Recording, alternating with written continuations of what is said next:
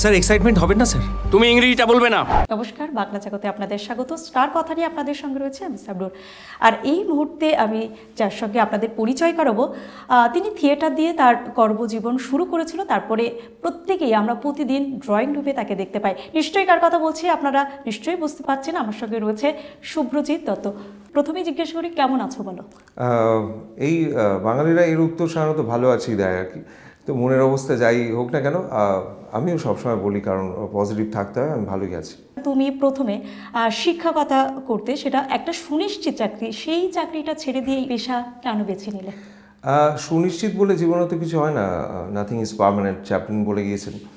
তো বিষয়টা হচ্ছে যে শিক্ষকতা দিয়ে শুরু করেছিলাম, কিন্তু ছোটোবেলা থেকে অভিনয়টা খুব ভালোবাসতাম। থিয়েটার করতাম ক্লাস 6 থেকে পাড়ার নাটকে। তো একটা সময় ট্রানজিশন বলতে পারো যে জীবনে একটা সময় এলো যখন একটা সিদ্ধান্ত নেবার সময় এলো যে আমি শিক্ষকতা করব না অভিনয় করব। আমি সিদ্ধান্ত নিই যে অভিনয় করব। আমার স্ত্রী আমাকে সাপোর্ট দেয়, কারণ ও একটা স্কুলে পড়ায় এবং মানে অনিশ্চিত একটা প্রফেশনে এলাম, সেই অর্থে অনিশ্চিত, একটা সরকারি চাকরি ছেড়ে।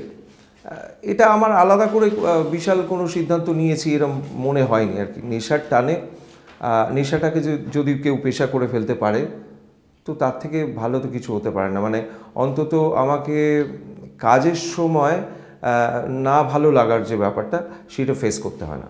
তুমি দীর্ঘ 2 দশক বলা যেতে পারে, প্রায় 20 বছর ধরে এই ইন্ডাস্ট্রিতে রয়েছো। 2002-তে প্রথম শুরু করেছিলাম ছোট পর্দার কাজ। হ্যাঁ, সেই জায়গায় দাঁড়িয়ে প্রথম জীবনে যেভাবে শুরু করেছিলে, আজকে দাঁড়িয়ে ইন্ডাস্ট্রিটা কেমন ভাবে দেখছো? অভিনয়ের ক্ষেত্রে তো আমি ক্লাস 6 থেকে শুরু করেছিলাম, কিন্তু ছোট পর্দায় মানে সেই অর্থে ইন্ডাস্ট্রিতে প্রথম প্রবেশ করা। একটা জিনিস দেখতে পাই এখনও ভাবি, একটা নতুন প্রজন্ম আসছে, আমার পরে অনেক প্রজন্ম এসছে। তখন না কাজ তো একটু কম হতো, আর হৃদ্যতা সেই জন্য একটু বেশি থাকতো। তার কারণ আর অন্য কোনো কারণ নেই, সময়টা আমরা বেশি পেতাম খুব। হ্যাঁ, একটা সিনের পর বা একটা দিনের শুটিংয়ের পর বেশ অনেকক্ষণ সময় আড্ডা দিয়ে আমরা কাটাতাম দাদাদের সঙ্গে, ভাইদের সঙ্গে, বোনেদের সঙ্গে, ইন্ডাস্ট্রির সবাই মিলে হইচই করে দিদিদের সঙ্গে। তো সেই সম্পর্কগুলো এখনও রয়েছে। এখনকার যারা প্রজন্ম আসছে তারা না অতটা সময় পায় না, কারণ এত কাজের চাপ বেড়ে গেছে, বিভিন্ন মানে অনেক ধরনের কাজও হচ্ছে, আর কাজের সময়টা অনেকটা কমে গেছে।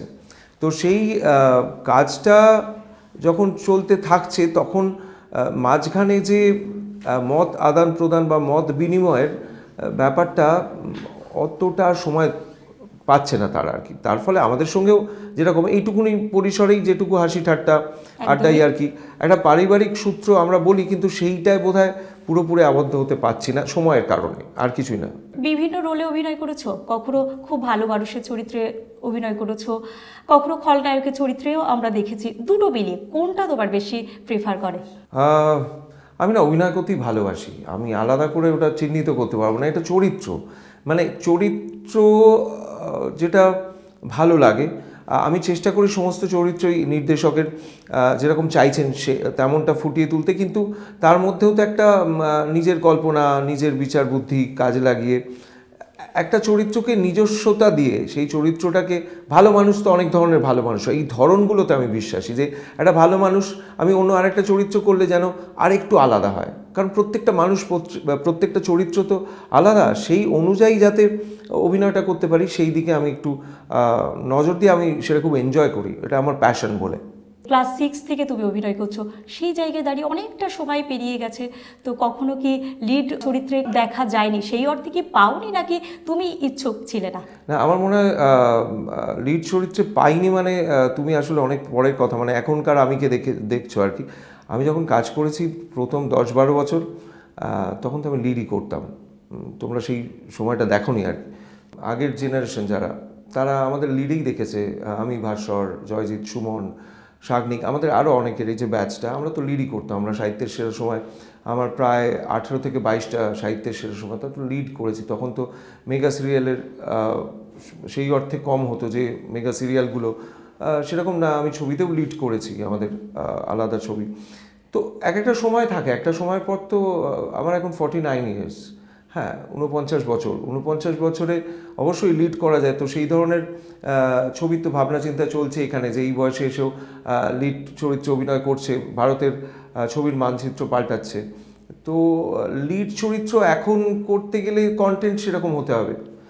রিসেন্টলি আমরা ওয়েব যে সিরিজগুলো করছি তাতে তো অনেকগুলো লিড, হ্যাঁ, একজন এক একটা দিকের লিড আর কি।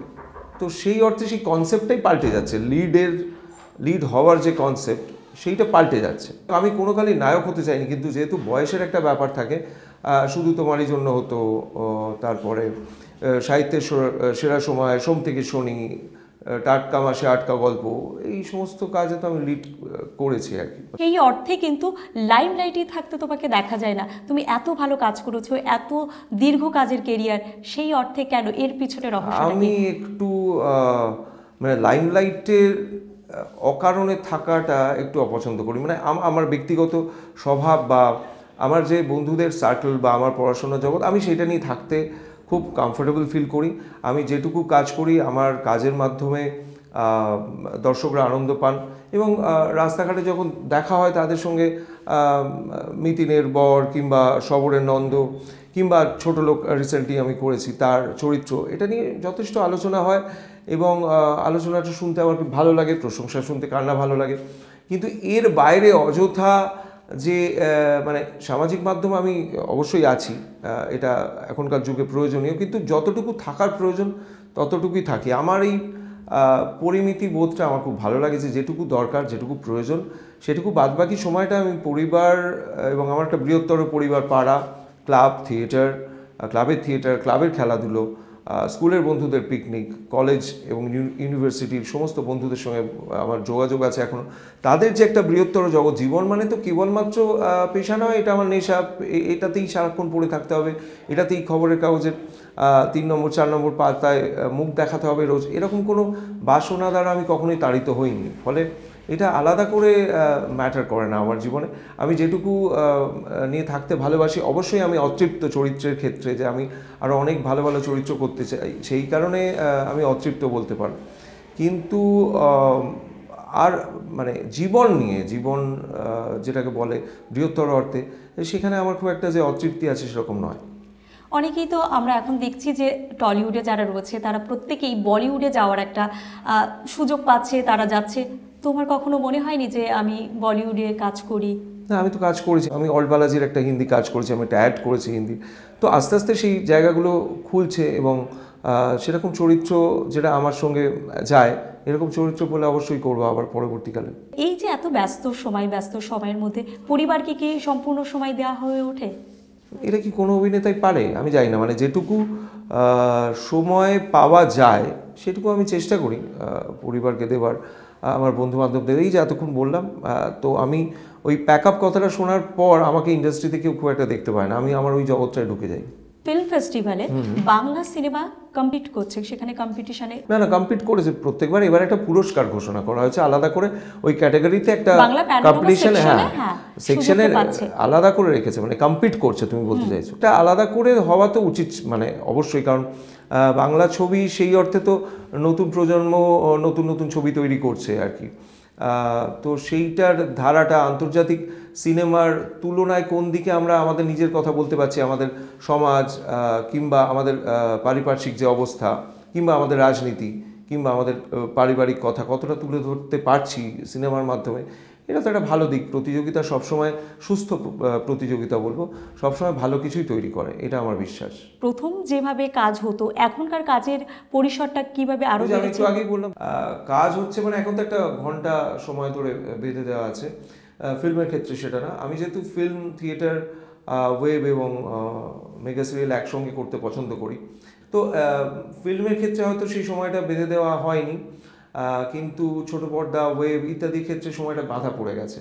তো সেই সময় একটা বাধার সময়ের মধ্যে কোয়ালিটি কাজ দেওয়ার চেষ্টা করছেন পরিচালক, প্রডিউসাররা, সেটা তো একটা অন্য ধরনের চ্যালেঞ্জ। আমি তো বলবো আগে যেভাবে ভাবনা চিন্তা করে কাজ করার সুযোগ ছিল, এখনও নিশ্চয়ই আছে, কিন্তু শুটিংয়ের সময়টা যেহেতু কমে গেছে, সেহেতু আরও অন্য রকমের পদ্ধতি তাদের বার করতে হচ্ছে, যাতে নির্দিষ্ট সময়ের মধ্যে শুটিংটা শেষ করা যায়। আপকামিং প্রজেক্টে কি কি আমরা দেখতে চলেছি?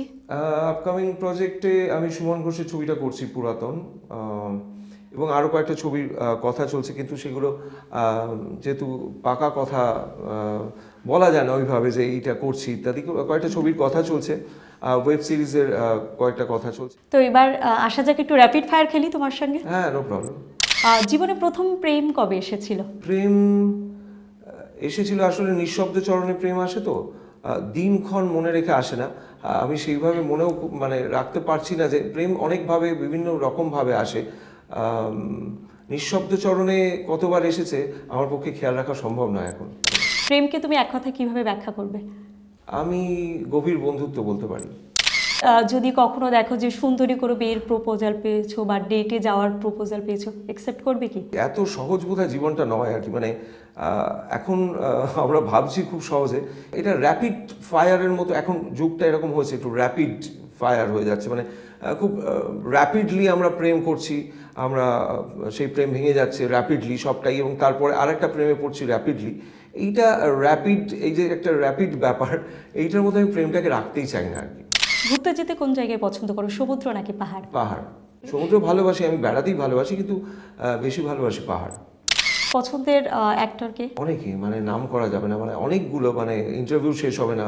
অমিতাভ বচ্চন, নাসিরুদ্দিন শাহ, কমল হাসান, ওম পুরী, উত্তম কুমার, সৌমিত্র চট্টোপাধ্যায়, অনেকে। আমি যেহেতু নিজে বিভিন্ন ধরনের চরিত্রে অভিনয় করতে ভালোবাসি, আমি বিভিন্ন চরিত্রা অভিনেতাদেরও আমার খুব ভালো লাগে, তাদের কাজ, রবি ঘোষ থেকে শুরু করে অনেকের কাজ, পলাতকে অনুপ কুমার, মানে এটা বলে শেষ করা যাবে না আর কি।